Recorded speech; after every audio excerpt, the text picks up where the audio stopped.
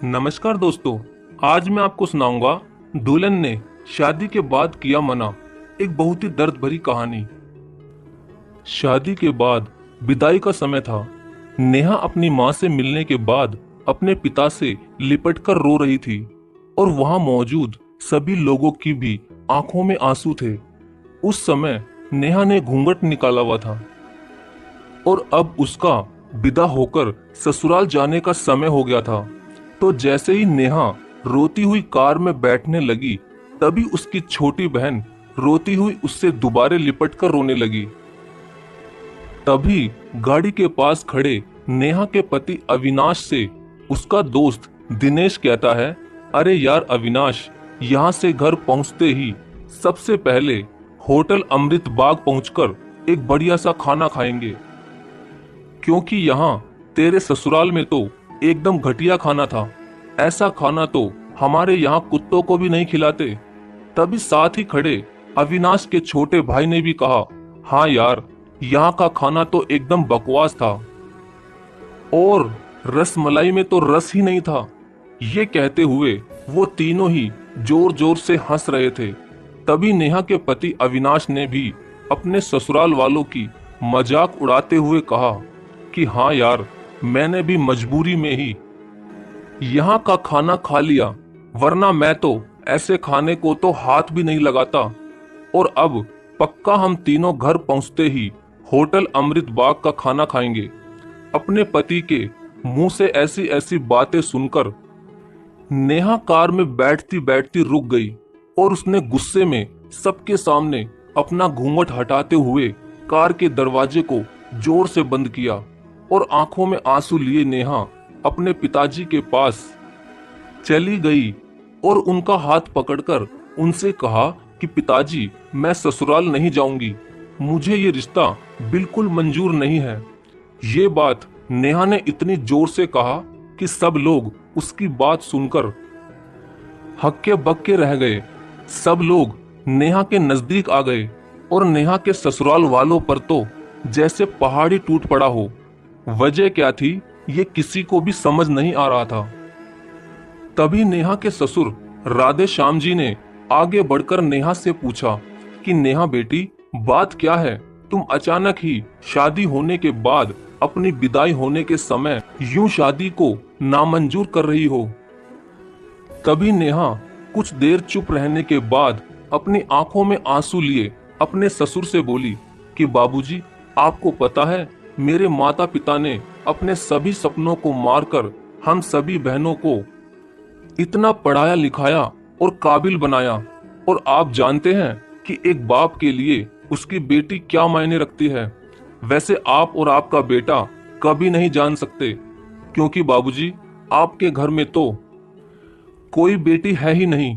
और आप जानते हैं, मेरी शादी में आने वाले बारातियों के लिए खाने पीने की एक भी कमी ना रह जाए, इसलिए मेरे पिताजी पिछले 3 महीने से रात को 2 से 3 बजे तक जागकर मेरी माँ के साथ ये योजना बनाते थे कि रसोइया कौन होगा और खाने में बारातियों के लिए किस किस तरह का खाना बनवाना है और बारातियों को कहाँ बिठाना है, ताकि कहीं किसी को बुरा न लग जाए।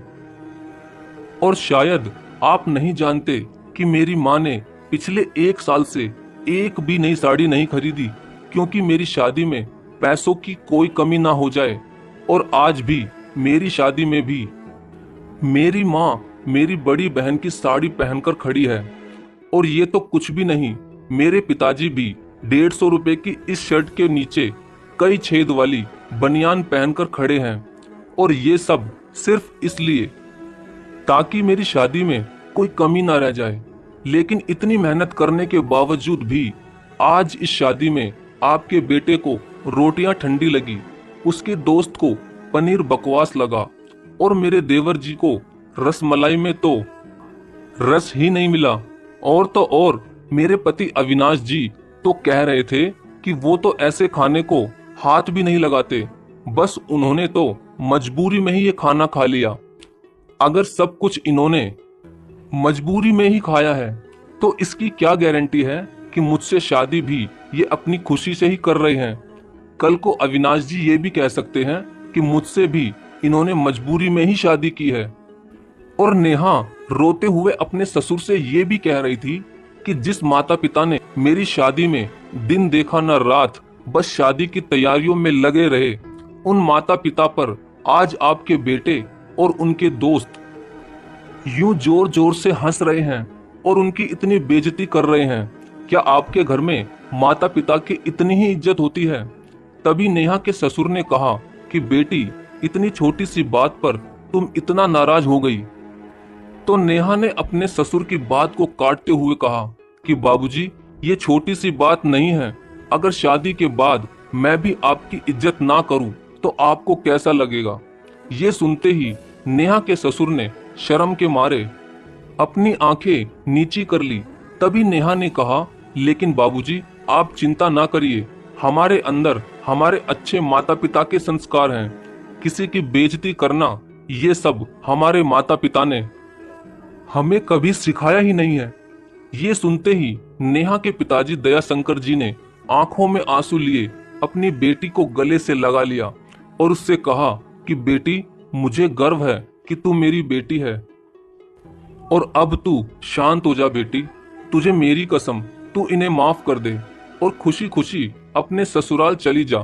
तभी नेहा का पति अविनाश भी नेहा के पिताजी और नेहा से हाथ जोड़कर माफी मांगता है और ये कहता है कि बाबूजी, मुझे माफ कर दो, सारी गलती मेरी है। लेकिन आज आपकी बेटी ने मुझे एक पिता की इज्जत करना सिखा दिया और आज के बाद मैं हर किसी के माता पिता की हमेशा इज्जत करूंगा।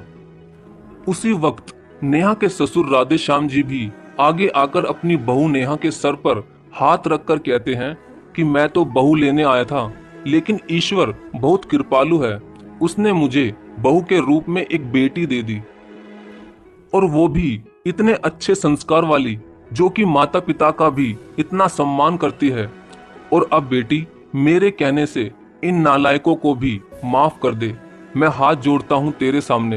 तभी नेहा अपने ससुर जी के दोनों हाथों को पकड़ लेती है और कहती है कि नहीं बाबूजी, आप मेरे पिता के समान हैं, कृपया आप मेरे सामने हाथ मत जोड़िए।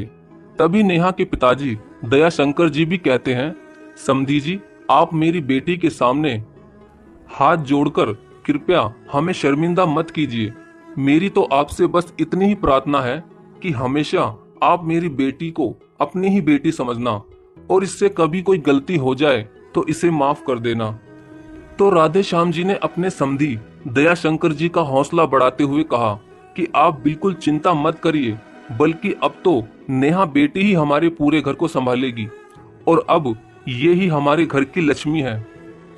ये सुनकर नेहा के पिताजी बहुत खुश हो जाते हैं और अपनी बेटी को खुशी खुशी विदा कर देते हैं और नेहा अब राजी खुशी अपने ससुराल रवाना हो गई थी और अपने पीछे छोड़ गई थी आंसुओं से भीगी हुई अपनी माँ और पिताजी की आंखें और अपने पिता का वह आंगन, जिस आंगन में कल तक वह खूब हंसती खेलती थी।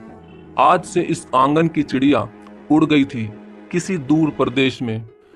तो दोस्तों, बेटी माँ बाप का अभिमान वह एक अनमोल धन होता है और दोस्तों, अपनी छाती पर पत्थर रखकर वो अपनी प्यारी बेटी और अपने जिगर के टुकड़े को उसकी शादी करके उसे विदा करता है।